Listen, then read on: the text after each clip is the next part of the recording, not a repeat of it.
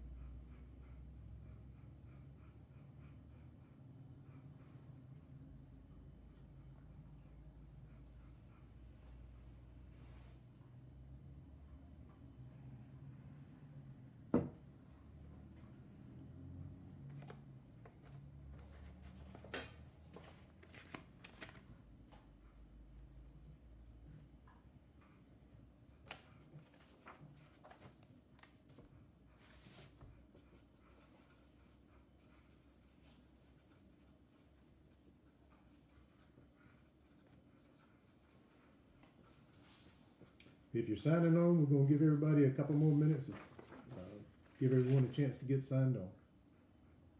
Hope everybody's doing well today. Thank you for tuning in with us today. We're going to give it just a couple more minutes. Hey everybody. And this is our first one too, so you might have to work with us just a minute, make sure we've got the audio the way it's supposed to be. Make sure everything's functioning like it should.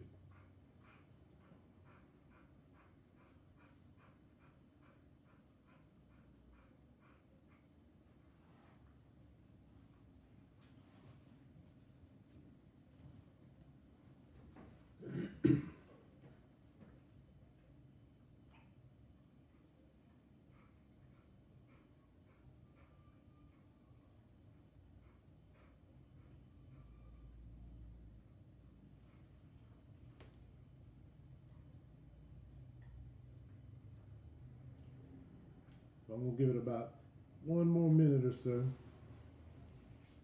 Looks like we still have some people signing on, so we'll give it about another minute. Then we'll go ahead and get started. And thank you everyone for taking time out of your Wednesday to join up and see what we've got to say.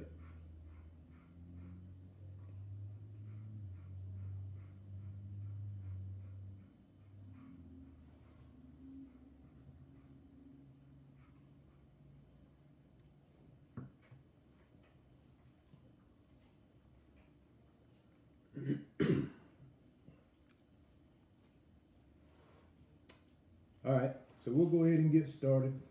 First of all, thank you for coming and joining us for our first Facebook Live. With COVID restrictions and everything else, it's kind of hard to get out there and do all the events we want to do. So we looked at this as a way to kind of spread the word and everybody know where we stand and what we're trying to accomplish here. One of the things that I wanted to do as a sheriff is part of our transparency. We were going to do what I call Sunday with the Sheriff. Sunday with the Sheriff was at least one Sunday a month, maybe more, if it was working well. We were going to invite all the local media in so we could talk about anything that's currently going on at the sheriff's office or out in the community such as that. So what we've decided to do is we're going to go ahead and implement that and get it started. So every other Sunday, starting next Sunday, March the 6th at 7 p.m., we'll be doing a Facebook Live.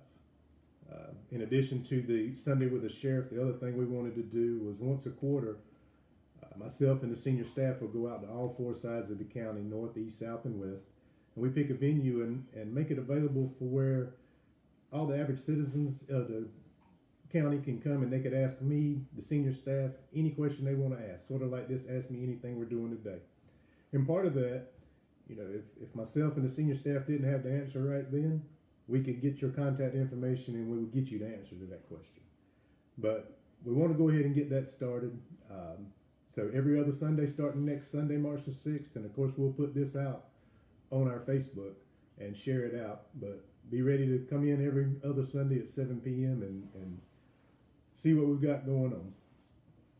A little about me, my name's Joe Coley. I'm running to be your next Wake County Sheriff. Our primary election is May the 17th. I need your support in the primary. and then the general elections in November of this year. I grew up in Wake County out here in the Knightdale area. I went to East Wake High School. I graduated there in 1988, and then I went to the Ag Institute program at NC State. While I was in high school at East Wake, I was a member of the Wake County Sheriff's Office Explorers Post. I always wanted to be a Wake County deputy as long as I could remember. Not just in law enforcement, but I wanted to be a Wake County deputy. The Explorers program was an awesome experience. I learned a lot, and I kind of saw what I wanted to do. So, you know how life is. After high school and all, I ended up being a small farmer here in the Knightdale area. My partner and I, we ended up doing grass-fed beef, heritage pork, all natural organic produce. At the same time, Shane and I had a small business.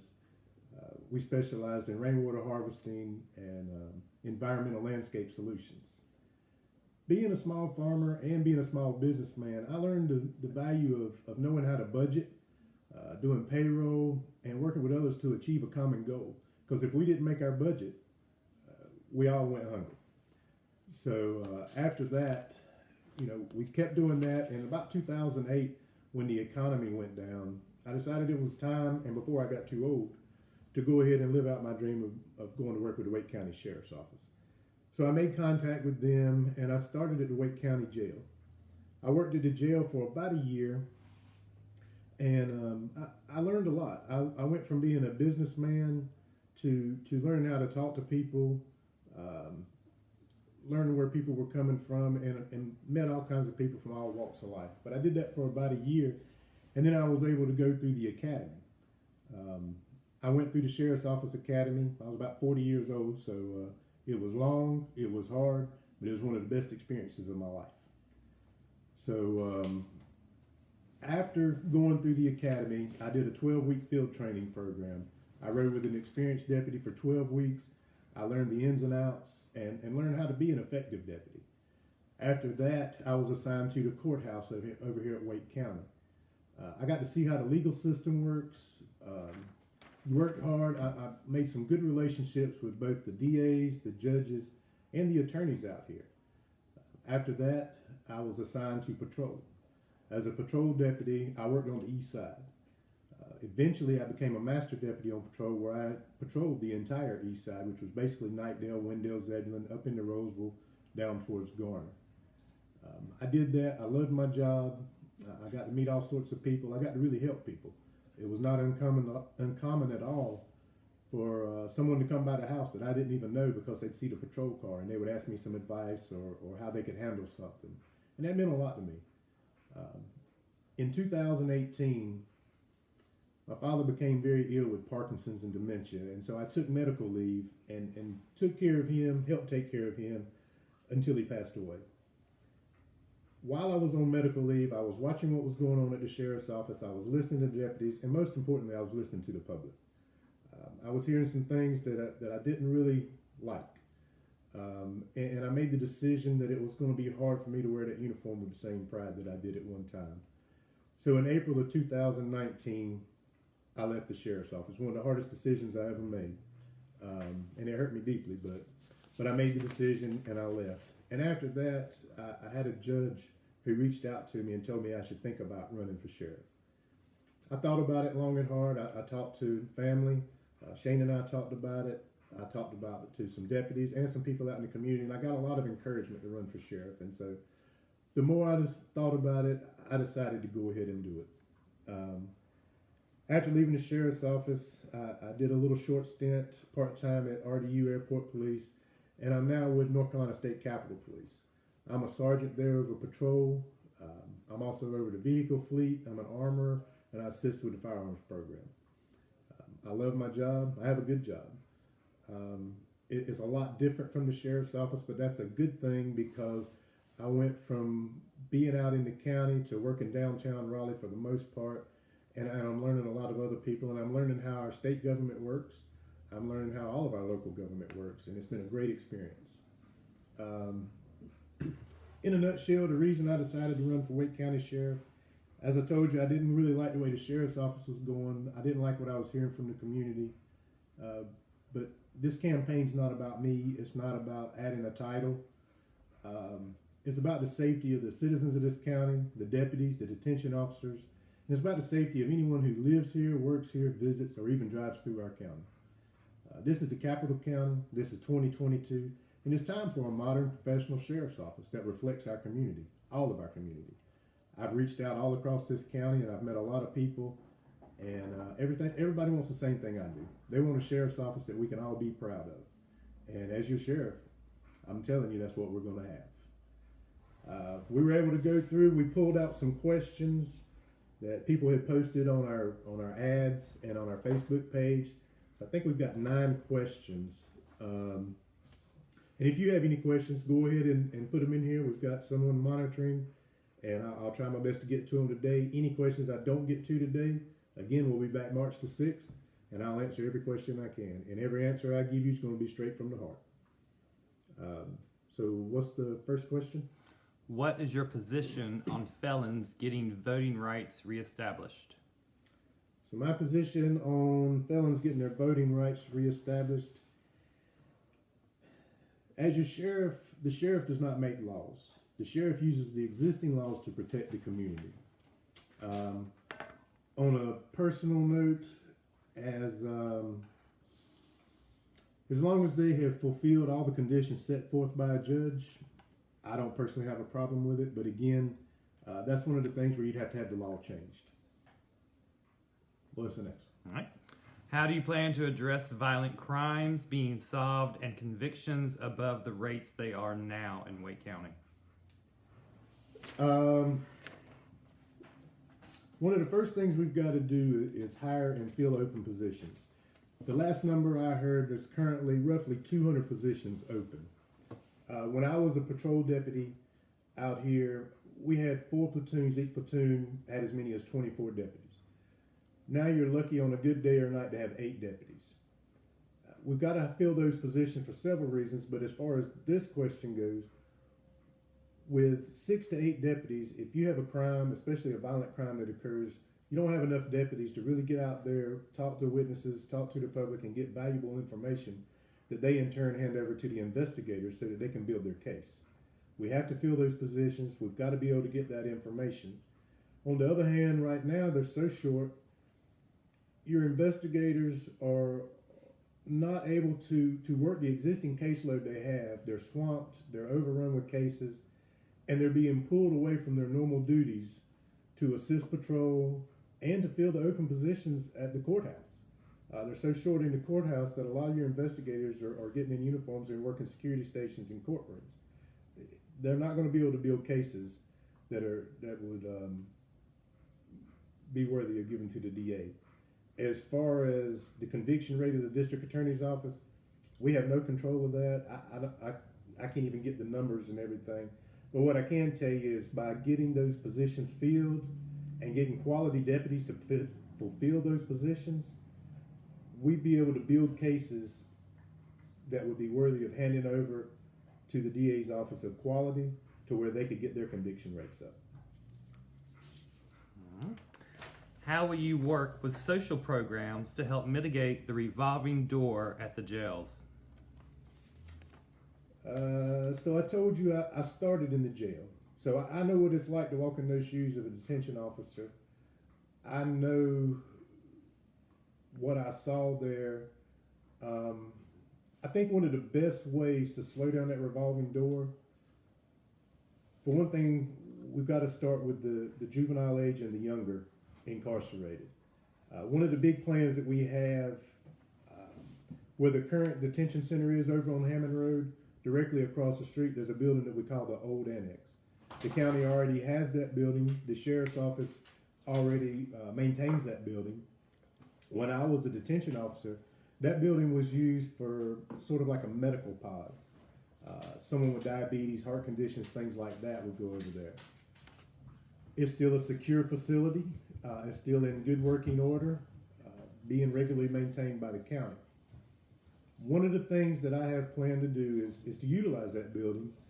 Since they've raised the juvenile age to 18, I want to remove all the juveniles, male and female, from the PSC and the WCDC detention center and bring them over there. They can be separated out over there, but they'll be away from the influence of older incarcerated persons. Another thing, I've already talked to Southlight. To my knowledge, there's never really been a drug rehab program there. So over at the old annex, there's plenty of offices there. I've talked to Southlight. They're excited. I'm excited for them to be on site. Now, they'll be able to work with these juveniles to try and get them on a better path. And at the same time, they could still go over to the other jails and work with them. But I really want them on site. If we're going to slow down that revolving door, we've got to start there. The county already has several social workers, and they have a social worker program. I would like to work with the county about them having an office on site there as well. Everything's starting there where the juveniles are housed, and then they can work remotely from those offices and go to the larger facilities. Another thing that I want to bring is a chaplain program. I had a former deputy who's now an officer who wrote an excellent chaplain program. I have a lot of respect for him, and he is a minister as well. I want to expand on it just a little bit and do what I call a clergy on call. I've been reaching out to a lot of groups, a lot of communities in Wake County. I've been to I was at the Islamic Center of Morrisville last week. Before that, I was at the Baptist Indian Temple. I plan to go to more. The clergy on call would basically cover all religions. And if they didn't have an office there on site, I would at least have a 24-hour number to where if we needed them, we could call them. Now, your clergy and your chaplain program is not just for people that are incarcerated. You have deputies and detention officers who see things that people don't want to see.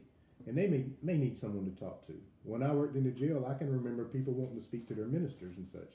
This way, we would hopefully have someone pretty much, most of the time on site. But if they weren't on site, we had someone that we could call. Another way to slow that revolving door is further education. I don't care how old you are. I've already spoken with Wake Tech and some other organizations. We'd like to do the GED program and go past that and do further education as far as trades or what have you.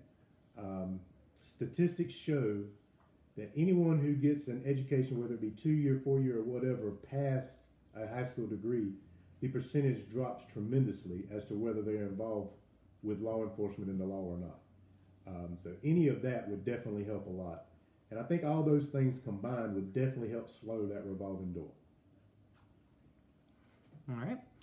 What are your views on 287G? So the 287G program, a lot of people sort of associate the 287G program and the federal ICE detainers as being one, and they're actually not. They do go hand in hand for the most part, but it's not exactly the same thing. I can say right now that I have no plans and I will not have any federal agents working inside the Wake County Jail. I don't plan on checking detainers of people that come in there. However, if someone is a danger to the public, I will check and see if they have an ICE detainer. And if they do, and I determine that they are a danger to the public, I myself, then I will honor the ICE detainer. If they're a danger to the public, our job is, our number one job in law enforcement is public safety. And if they're a danger to the public, then yes, I would. All right. What are your plans for school resource officers, or SORs? SROs. SROs, sorry.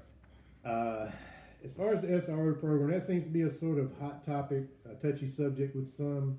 I'm familiar with people's concerns about the pipeline to the prison. I've also talked to a lot of educators. My mother has been a high school teacher in Wake County for 50 years. I've talked to people in all walks, from admin downtown to the teachers themselves, school principals and such. We can't pull the SRO program out. We've got to protect the children of this county. And when I say protect them, I'm talking about things anywhere from an active shooter to drug dealers on campus. Our main responsibility, again, is public safety, and that includes children that are going to school in Wake County. One of the things I do want to change about the Wake County Sheriff's Office SRO program, though, I actually want to make it a part of the promotional process. Since raising the juvenile age to 18, it makes it a little trickier sometimes for deputies who are used to it being prior to 18. It makes it a little trickier. What I want to do is use it as part of the promotional process. That way a deputy spends some time working in the schools and can see where a lot of these juvenile age citizens, see where they're coming from. And I got to hope that at the same time, some of these students in school will find someone that they can find as a role model. And again, that can slow down that revolving door to the jail. But I do not plan on pulling SROs out. What I do plan on doing is switching it up a little bit. Again, I was an explorer with the Wake County Sheriff's Office. One of the things that we plan on doing is bringing the Explorers program back. In addition to that, we're going to do a volunteer police academy where any citizen can be a part of that academy. The volunteer police academy is nothing more than one night a week. You would go down to the sheriff's office at one of the training facilities, the office, what have you. You get to see not only how we're trained, but what we're trained. You get to see how the jail works. You get to see how patrol works. You get to see admin. First-hand basis, you get to see it all. Once completing the volunteer police academy and graduating, we're going to bring volunteer deputies. Airworks in Raleigh, Cary, other agencies have volunteer deputies, and it's a good way for the public to get involved. A lot of people want to get involved and don't know how. This is a good way to get involved. Now, what we also want to do, and I've talked to a representative here in the Wake County area, and I've talked to Wake Tech. If you have someone who goes through the Explorers program, the Volunteer Police Academy, and they're an active volunteer, they can get college credits towards like a 2-year criminal justice degree. So we want to expand on the SRO program and bring it in with our plans to make a better sheriff's office. All right. Sir? We have a comment, and make sure you're talking loud there. Oh, okay. How, as sheriff, how would you handle the Second Amendment? So that was pretty simple. The Second Amendment is in the U.S. Constitution. I took an oath to the U.S. Constitution as well as the North Carolina Constitution. To further explain my position on that, I'm a gunsmith, I'm an armorer, I'm a concealed carry instructor, I'm an avid shooter. I have some personal firearms as well. I'm very pro Second Amendment, but at the same time, with the credentials I just gave you, I don't feel like everyone should own a gun. And a couple examples of that would be someone with mental illness issues where a doctor has recommended they not own a gun, or someone with a history of violent felonies. So that's where I stand on the Second Amendment. All right. As sheriff, what is your plan to raise the number of properly trained and sworn officers? So to raise the number of deputies, I think the biggest way, there's no secret that not a lot of people are getting into law enforcement nowadays. But what we want to do is have again, this is the capital county, and this is 2022. So we want to be the agency that if you have a limited pool of candidates that you're pulling from that are getting into law enforcement, we want to be the one that they call first. And the way to do that is to build a modern, professional Wake County Sheriff's Office that reflects our community as well. Right now, we're not taking advantage of all the communities that we have in Wake County. The Indian community, from what I understand, is like 70% of Marshall alone, and it's really growing at a rapid rate. I was informed at the Islamic Center the other night that just in Raleigh area alone, 50,000 citizens are of Muslim. And of course you have your black, white, and Hispanic, but it's not just that. There's a lot more to this county and this community, and we're trying to pull from all of them. Now, being a modern, professional agency is more than the latest equipment. It's about people. People make up the agency. So we need to reach out to everyone. Another reason for reaching out to these communities, I can remember as a deputy, if I would go to a Hispanic household, for instance, we had some deputies who spoke Spanish that I could call to translate for me. But the first time I watched a Hispanic deputy walk into a house to a call, it was totally different. The deputy knew, they had something in common. The deputy understood. They all had the same background, and it went very well. I think it's safer for everyone like that. again, we want to be the one that everyone calls first, but at the same time, I will work very hard to get the pay raise. Traditionally, the Wake County Sheriff's Office is one of the lower paid agencies in the county. So not just for starting pay, but across the board, we're going to work hard to get the pay up and get the benefits a little better. In a nutshell, you get what you pay for. That's business or anything else. So if you want good quality deputies who do smart, who do a good job, we've got to get that pay up. And again, on top of that, I plan on being a working sheriff. And I think that goes a long way when you're recruiting. I'll be a sheriff out here in uniform that's working right beside these guys and girls and have their back. And, we'll all work hard together to make a better sheriff's office. All right. As sheriff, how would you address the serious issues at the detention center, both morale and coverage? From what I understand, morale and coverage is really bad at the detention center, the Wake County Jail. Again, I've been there. I've walked in those boots. I've been there when I was by myself with 50 to 70 people that were incarcerated there, and there's nothing like that feeling when that door shuts behind you. You quickly learn how to talk to people. You quickly learn how to spread yourself thin. And my understanding is they're extremely thin right now. Emergency critical staffing issues are going on. I think the best way to improve the morale and get the coverage is pay raise, of course. That's going to help. The Wake County detention staff don't get paid well at all. And that's working on the job and off-duty type functions. One of the best ways to get that ball started is to bring back the crossover, where you can cross over from a detention officer to a deputy. I took advantage of that. That's how I got my foot in the door with the county. And then when the time came and I was able to, I went through the academy. We need to bring that back. They no longer do that. I'd heard that they brought it back with so many stipulations, no one can take advantage of it. But if you bring that back, and then you get hardworking people who are trying to prove to you that they'll make a good deputy and they want to go across to the deputy side. I think it's a shame they don't have it now, and I fully intend to bring that back. Another thing I want to bring back is the armed transport. When I was there, you had armed transport, and they transported the incarcerated people to the hospital and sat with them. They transported them to the prisons and such, and that freed up deputies to answer calls as well. Not only did it free up deputies to answer calls for service out here on the road, but it gave detention officers something else to do besides sitting in a pod or on a floor 12 hours a shift every day, doing the same thing over and over with 50 to 75 inmates in there. So by this, it gave them something else to do. And if you're talking about a 30-year career, it's tough to sit in a pod every day for 30 years for 12-hour shifts. So this gives them something else. So we want to make it as appealing as possible, get the pay up, bring back armed transport so they have other options, and bring it back to where they can come get their start with the sheriff's office, working in the jail, and then go over to the academies and become a deputy sheriff if that's what they want to do. All right. Would Sheriff Coley commit to implementing and enforcing a suicide prevention program at the jails? Absolutely. From what I understand, with the lockdowns that they have going on right now and all, the suicide attempts and the threats of suicide have increased dramatically. I definitely would do anything I could.